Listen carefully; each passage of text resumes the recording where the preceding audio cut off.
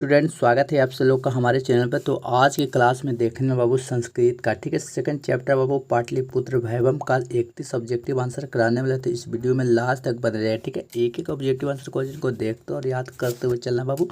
आप लोग के ये सब एग्जाम में सेंटर में पूछे गए प्रश्न है, ठीक है। तो अगर आप भी 2025 का तैयारी करना चाहते हैं बेहतरीन रूप से बाबू, तो इस चैनल को जरूर सब्सक्राइब कर दें। इस चैनल के माध्यम से आप सब लोग का ऑल सब्जेक्ट का तैयारी बिल्कुल चैप्टर बाय चैप्टर शुरुआती से कराया जा रहा है, ठीक है। ठीक है बाबू। तो चलिए बिना देर क्लास को स्टार्ट करते हैं बाबू। फर्स्ट क्वेश्चन आप लोग को स्क्रीन पर देखने को मिल रहा होगा। किसके काल में पाटलिपुत्र की रक्षा व्यवस्था उत्कृष्ट थी बाबू।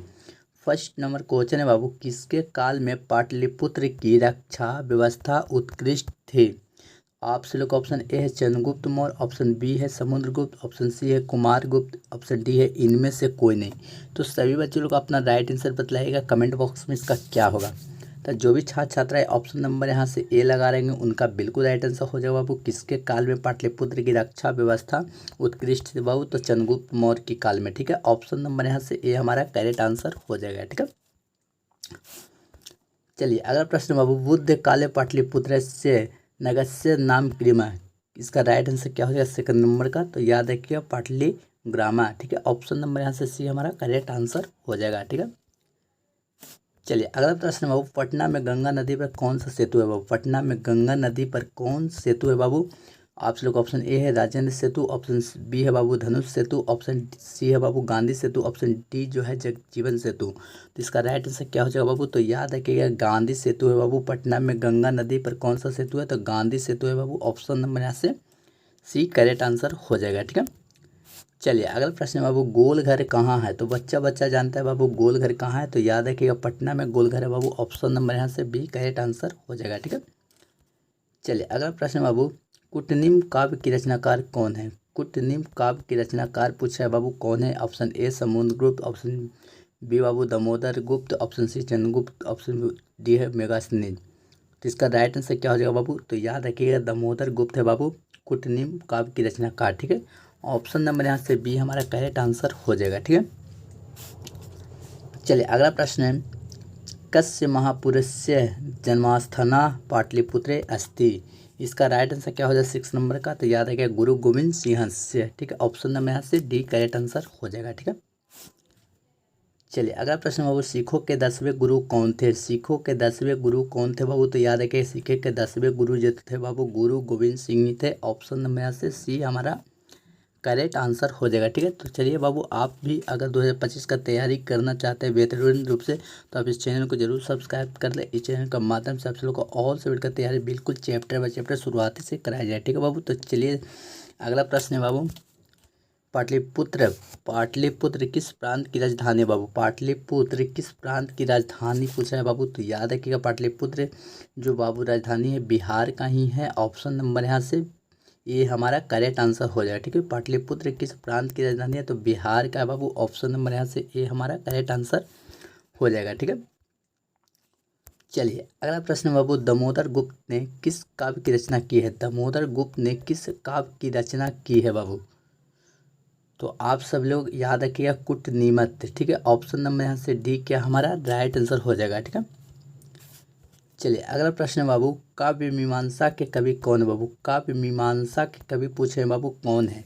तो याद रखिए बाबू काव्य मीमांसा के जो कवि है बाबू राजशेखर जी हैं। ऑप्शन नंबर यहाँ से ए हमारा बिल्कुल राइट आंसर हो जाएगी, ठीक। चलिए अगला प्रश्न है, राज्ञ अशोकस्य समय अस्य नगस्य वैभव कितस्यम अस्ति। तो इसका राइट आंसर क्या हो जाएगा 11 नंबर का। याद रखिएगा ऑप्शन नंबर यहाँ से सी हमारा करेक्ट आंसर हो जाएगी, ठीक है।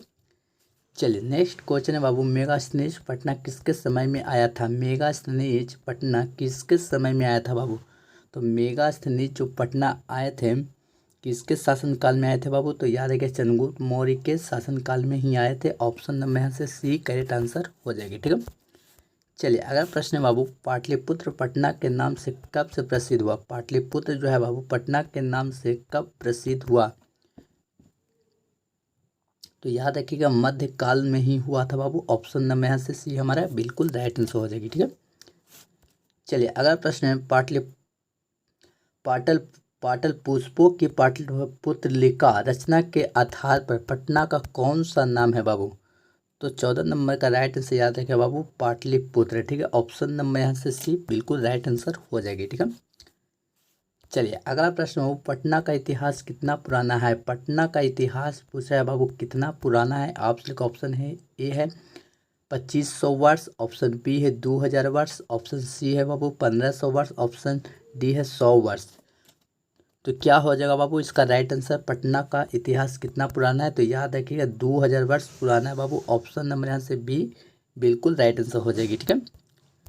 चलिए अगला प्रश्न है बाबू, यूनान का राजदूत कौन था। यूनान का राजदूत पूछा है बाबू कौन था। तो याद रखिए बाबू यूनान का जो राजदूत था मेगास्थनीज थे। ऑप्शन नंबर यहाँ से सी बिल्कुल राइट आंसर हो जाएगी, ठीक है। चलिए नेक्स्ट क्वेश्चन है बाबू, कमुद्री महोत्सव किस ऋतु में मनाया जाता है। कमुद्री महोत्सव किस ऋतु में मनाया जाता है बाबू। तो याद रखिएगा शरद ऋतु में मनाया जाता है बाबू। ऑप्शन नंबर यहाँ से डी करेक्ट आंसर हो जाएगी, ठीक है। चलिए अगला प्रश्न, पटना नगर की पालिका देवी कौन है। पटना नगर की पालिका देवी कौन है बाबू। तो याद रखिएगा पटन देवी ही है। ऑप्शन नंबर यहाँ से सी बिल्कुल राइट आंसर हो जाएगी, ठीक है। चलिए अगला प्रश्न, बिहारस्य करिश्रम नगे गोलकृत अस्ति। इसका राइट आंसर क्या होगा 19 नंबर का। तो याद रखिएगा पाटलिपुत्र नगरम, ठीक है। ऑप्शन नंबर यहाँ से एक करेक्ट आंसर हो जाएगी, ठीक है।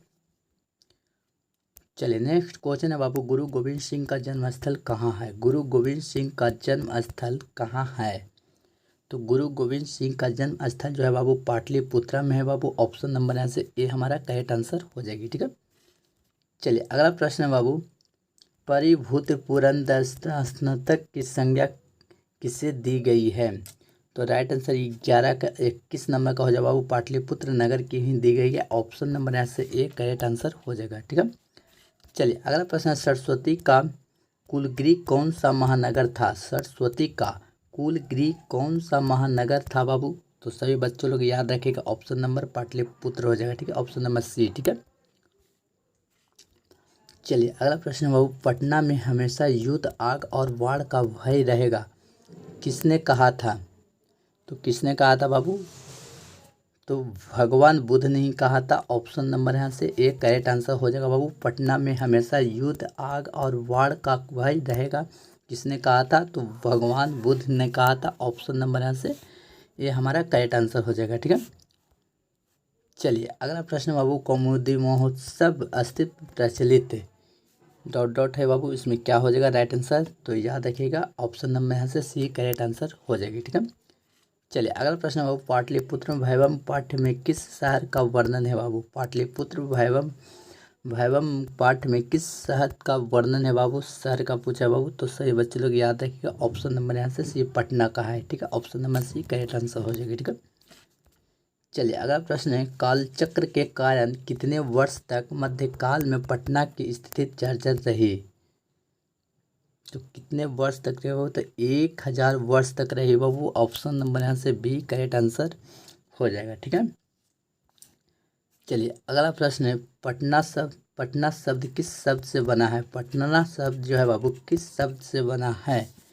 तो याद रखिए वो पटना शब्द जो बना है बाबू पतन से बना है। ऑप्शन नंबर यहाँ से सी बिल्कुल राइट आंसर हो जाएगा, ठीक है। चलिए अगला प्रश्न है, गुरु गोविंद सिंह किस धर्म के गुरु थे। किस धर्म के गुरु थे बाबू। तो याद रखिएगा सिख धर्म के थे गुरु गोविंद सिंह। ऑप्शन नंबर यहाँ से डी करेक्ट आंसर हो जाएगा, ठीक है। चलिए अगला प्रश्न है बाबू, पाटलिपुत्र किस नदी के किनारे अवस्थित है। पाटलिपुत्र किस नदी के किनारे अवस्थित है। तो याद रखिएगा बाबू ऑप्शन नंबर ए गंगा नदी के किनारे बाबू। ऑप्शन नंबर यहाँ से एक करेक्ट आंसर हो जाएगा, ठीक है। चलिए अगला प्रश्न बाबू, राजशेखर का प्रमुख काव्य ग्रंथ कौन है। राजशेखर का प्रमुख काव्य ग्रंथ कौन है। तो याद रखिएगा बाबू काव्य मीमांसा। ऑप्शन नंबर यहाँ से बी हमारा बिल्कुल राइट आंसर हो जाएगी, ठीक है। चलिए लास्ट क्वेश्चन बाबू, गुरु गोविंद सिंह का जन्म स्थान किस नाम से प्रसिद्ध है। गुरु गोविंद सिंह का जन्म स्थान किस नाम से प्रसिद्ध है बाबू। तो याद रखिएगा गुरुद्वारा, ठीक है। गुरुद्वारा से प्रसिद्ध है बाबू गुरु गोविंद सिंह का जन्म स्थान, ठीक है। ऑप्शन नंबर यहाँ से बी बिल्कुल राइट आंसर हो जाएगा, ठीक है। देख सकते हो बाबू आज के वीडियो लेक्चर में संस्कृत का सेकंड चैप्टर पाटलिपुत्र वैभव का 31 ऑब्जेक्टिव आंसर क्वेश्चन आप लोग को भी करा दिया, ठीक है। ठीक है, तो आज की क्लास में इतना। इसका नेक्स्ट वीडियो देखने के लिए चैनल को जरूर सब्सक्राइब कर लें। इस चैनल के माध्यम से आप लोग को पल पल की जानकारी आप लोग को देखने को मिलती रहेगी। ठीक है, तो चलिए आज की क्लास में इतना। इसका नेक्स्ट वीडियो मिलता है, तब तक के लिए बाय बाय। वंदे मातरम, जय हिंद।